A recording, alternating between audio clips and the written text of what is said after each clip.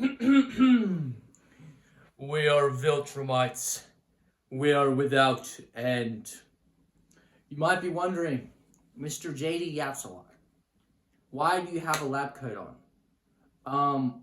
And that is because today we are back with the Scientific Yapper series, or it might be even different series. It's in the same vein though, but we're bridging media with science, because I have said this before. The technical jargon and academic language and broadness of science discourages people from being interested in it when it's really cool. So I want to, with this channel, I want to bridge that gap a little bit in understanding. So how am I going to do that? Well, glad you asked, random citizen. We are going to be talking about population genetics and using a case study of the Viltrumites from Invincible. So spoiler warning if you haven't seen season 4 or even season 3, but particularly season 4. Click off this video if you care about being spoiled. Spoiler warning, you have been forewarned. It has been foretold. Now, the degree I do is it has majority biology units. I'm currently doing genetics, and population genetics is pretty interesting. I watched a lecture today called epigenetics. That I care less about. I mean, it's still important, but the population genetics is very interesting. And there's a couple effects in biology. There's a thing called a founder effect. There's like an island effect, which is sort of similar to a founder effect, or like a post extinction radiation, mass radiation. It means, I'm not here to explain that, but there's also a thing called the bottleneck effect, and it is what happened to the Viltrumites. And let's actually delve right into it. So, if you've seen season 4 again, or read the comics, spoiler, this is your last spoiler warning. We are going into spoiler territory. You know that after Emperor Argyle was killed, Thrag became the Grand Regent, became the ruler of Viltrum. And there was billions of Viltrumites at this point. But he wanted to get rid of the weakness, only have the strong. So he did essentially extreme Darwinism, survival of the fittest, just making everyone kill each other, including the kids, which that's insane. And I looked it up. This actually killed 50% of the Viltrumite. The Great Purge is what this event is known as. It killed 50% of the Viltrumites. And what the bottleneck effect is essentially, it's usually to do with mass extinction, or not mass, like it could be disease. It's basically anything that funnels only a select few of individuals into the new bottle. So a bunch die, and you have only a few individuals, or in this case, 50% of Viltrumites being funneled into the new population. That's what a bottleneck effect is, basically, in layman's terms, which is what this series is trying to do. It's trying to make science a little bit more digestible, particularly biology, because that's what I'm more well versed in. Do not expect any physics, chemistry, no. But so then you have 50 Viltrumite, or 50% of the Viltrumite population, still billions, but although Thrag's whole thing is now only the strong that will survive, they might be physically more adept, and if they continued that breeding population, they would probably, evolve more, but that would take ages anyway.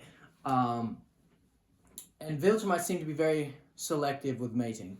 But because Thrag didn't think about this from a population genetic standpoint, he has the best of the best now, the best 50%, but they lack the genetic variation that the full population would have had due to this bottleneck effect, because only, a select few alleles are like, it's to do with the genes. It's like, it codes for like, they're to do with traits, like phenotypic traits and shit like that. I don't really want to talk too much about them because it will make it less digestible.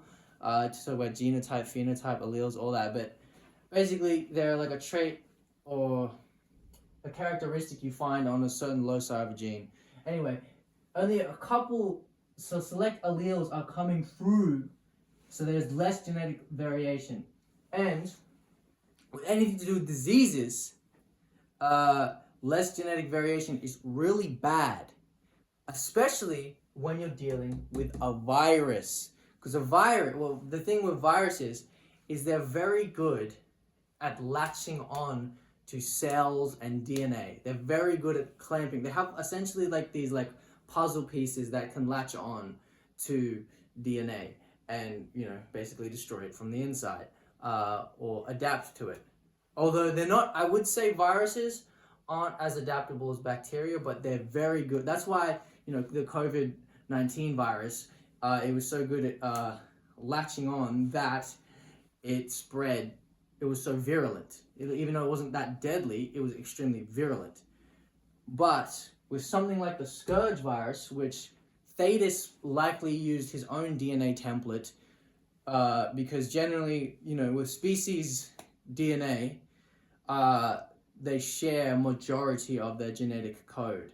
So he likely took a segment of his Viltrumite DNA, probably one that had like that was fairly universal, but there would have been minute differences, and those minute differences in the DNA, the genetic code, they lead to like crazy phenotypic differences, like whether your hair falls out, or your hair color, your eye color, even the size, the strength. If we're talking about Viltrumites here, so the lack of genetic variation, because it's now 50% of the original population, means that this a virus that's catered to Viltrumite DNA is going to be far more detrimental than if you still had this population. And also, because of herd immunity, and which is essentially exposure therapy for a massive population. That's kind of what happened with COVID-19. That's also sort of why vaccines exist. You expose yourself to a portion of the virus, the disease, and your body is able to adapt to it. And if enough people get those vaccines, you have herd immunity. But herd immunity also just comes from just being exposed to the virus, or the disease, or what have you, right? So the fact that they have 50% less of the population means less herd immunity.